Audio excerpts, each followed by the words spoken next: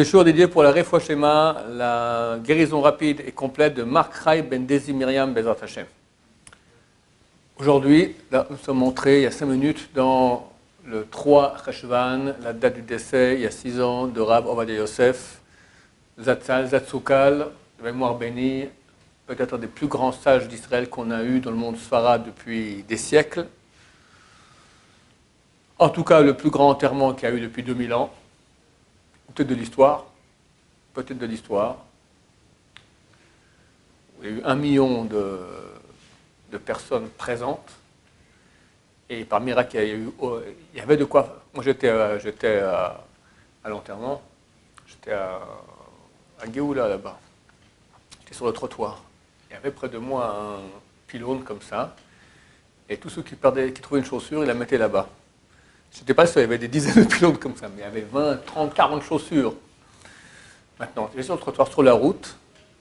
Les gens, quand on a commencé le cortège, ils marchaient vite, c'était entre courir et marcher. Tac, tac, tac, tac, comme ça, ça allait comme ça. Si un tombait, était écrasé tout de suite. Il ne pouvait rien faire, écrasé par la foule. Et il n'y a pas eu un seul policier. Je ne sais pas pourquoi. Et très facilement, on peut avoir des malheurs terribles. Le mérite du Rav Baruch Hashem a fait que Baruch Hashem s'est passé excellent, aucun problème, ni blessé, ni rien du tout. Quelqu'un, juste le type qui a enterré le Rav, quand il a mis, ses lunettes sont tombées sous le corps du Rav. Alors il a perdu ses lunettes. Le lendemain, Halperin, Raphaël Halperin, il a une chaîne, la plus grande chaîne en Israël de montures et de lunettes. Il a dit, tous ceux qui ont perdu leurs lunettes lors de l'enterrement, je leur offre des lunettes gratuitement. Comme ça, il y a eu 1200, 1500, je ne sais plus, lunettes qui ont été offertes. Baruch Hashem. Alors, on va raconter une belle histoire qui le concerne, qui sera des Nishmato pour l'élévation de son âme. À cet enterrement-là, il y avait un chassid gour, âgé, peut-être 70 ans, qui pleure. Alors, ça m'a dit, mais... T'es Sarah? Non. Alors, chassid de cours, ils ont des périodes comme ça. Alors, pourquoi tu es tellement attaché au Rav Yosef? Sans lui, je ne serais pas où je suis aujourd'hui. Qu'est-ce qui se passe? Je te raconte. Moi, je suis non-religieux à la base, et je fais tchouva.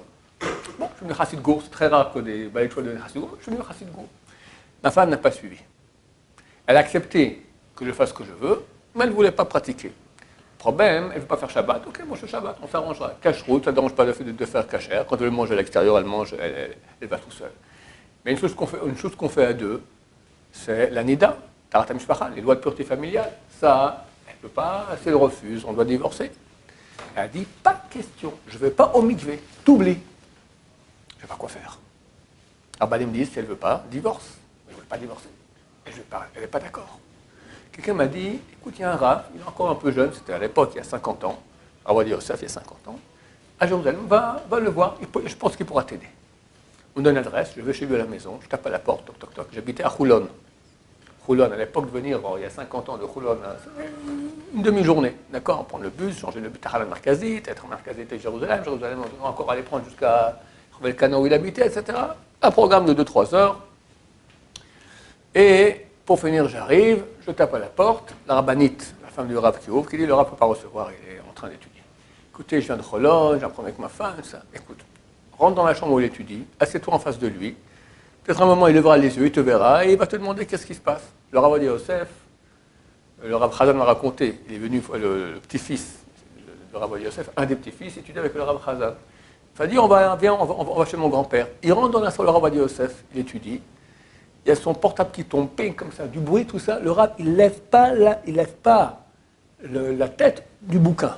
Il est concentré, tellement concentré. Il voit rien, du bruit, tu peux faire une fanfare à côté, il ne voit rien du tout. Bon, le type, il attend 5 minutes, 10 minutes, un quart d'heure. Au bout d'un moment, le Rav lève les yeux. Qu'est-ce que tu fais là? Ben, je vais vous parler. Qu'est-ce qui se passe? Ben, ma femme, moi je fais tchouva, ma femme ne veut pas faire la nida. Quoi? Mais c'est terrible, absolument.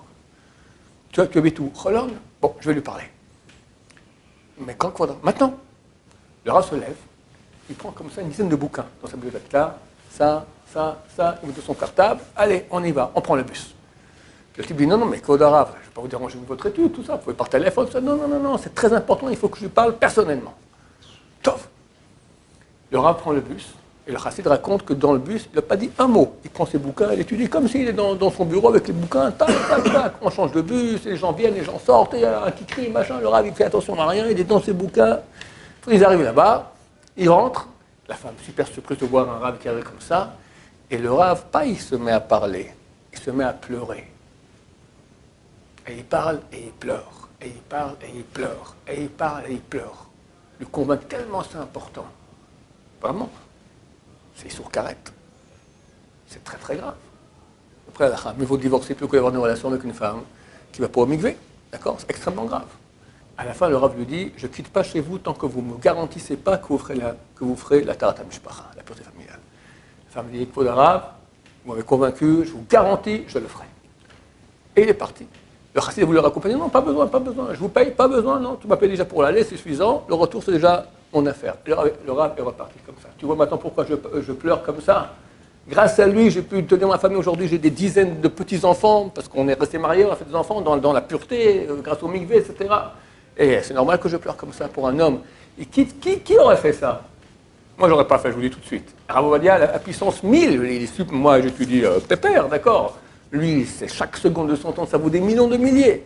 Et maintenant, quoi? Il faut aller maintenant convaincre une femme d'aller au mikvé, je quitte tout et je viens et je lui parle. Et pas je lui parle, je pleure. Qui peut pleurer? Jamais de ma vie, j'ai pu parler à quelqu'un ou le convaincre de faire souvent en pleurant. Ça ne marche pas. Enfin, moi, je n'arrive pas. D'accord? Le Rav, il pleure. Les sages Israël l'ont dit, les paroles qui sortent du cœur pénètrent le cœur. C'est ça exactement la recette. Tu veux convaincre quelqu'un, il faut que tu sois sincère. Et lui, il a tellement compris de façon sincère à quel point c'était grave. Et il a transmis cela qu'un homme extrêmement pur, un homme extrêmement kadosh et saint peut faire une chose pareille. Que son mérite nous protège. Baruch Adonai, l'olam, amen va amen.